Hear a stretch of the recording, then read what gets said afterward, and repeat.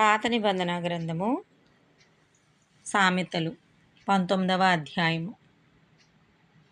బుద్ధిహీనుడై తన పెదవులతో మూర్ఖముగా మాట్లాడువాని కంటే యథార్థముగా ప్రవర్తించు దరిద్రుడే శ్రేష్ఠుడు.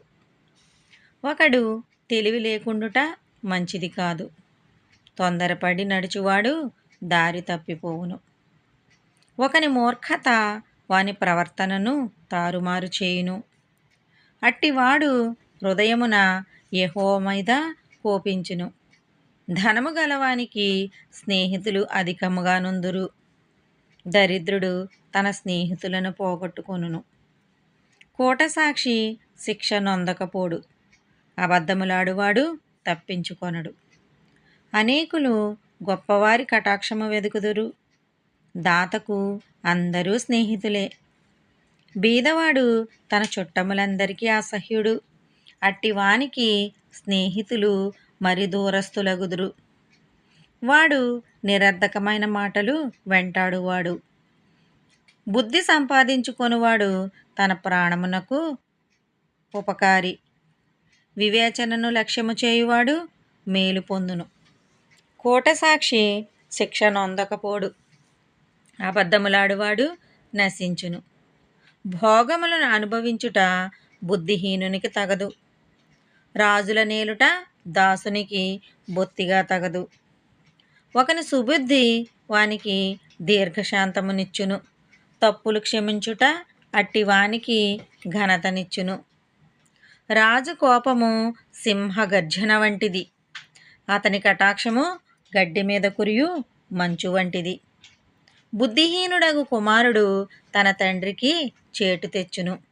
భార్యతోడి పోరు ఎడతెగక పడుచుండు బిందువులతో సమానము. గృహమును విత్తమును పితరులిచ్చిన స్వాస్థ్యము. సుబుద్ధిగల భార్య యెహోవా యొక్క దానము.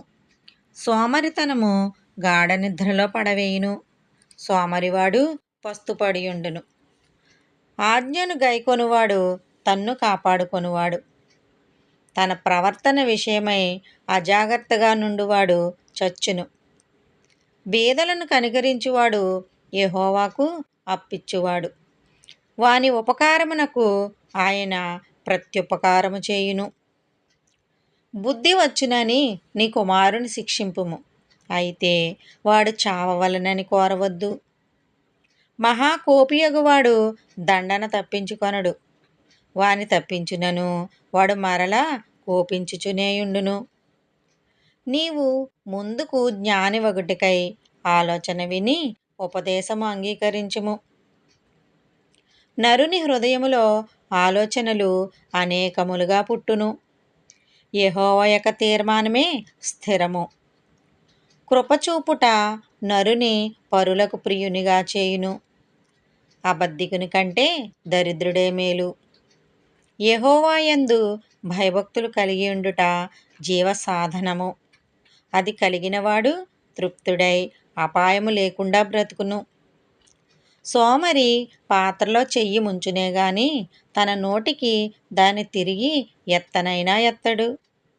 అపహాసకులు దండింపబడగా చూచి జ్ఞానము లేనివారు జ్ఞానము నొందుదురు. వివేకులను గద్దించిన ఎడల వారు జ్ఞానవృద్ధి నొందుదురు. తండ్రికి కీడు చేసి తల్లిని తరిమివేయువాడు అవమానమును అపకీర్తిని కలుగజేయువాడు. నా కుమారుడా, తెలివి పుట్టించు మాటలు నీవు మేరగోరితివా? ఉపదేశము వినుట ఇక మానుకొనుము. వ్యర్థుడైన సాక్షి న్యాయమును అపహసించును. భక్తిహీనుల నోరు దోషమును జుర్రుకొనును. అపహాసకులకు తీర్పరులను బుద్ధిహీనుల వీపులకు దెబ్బలను నియమింపబడినవి. ఆమెన్.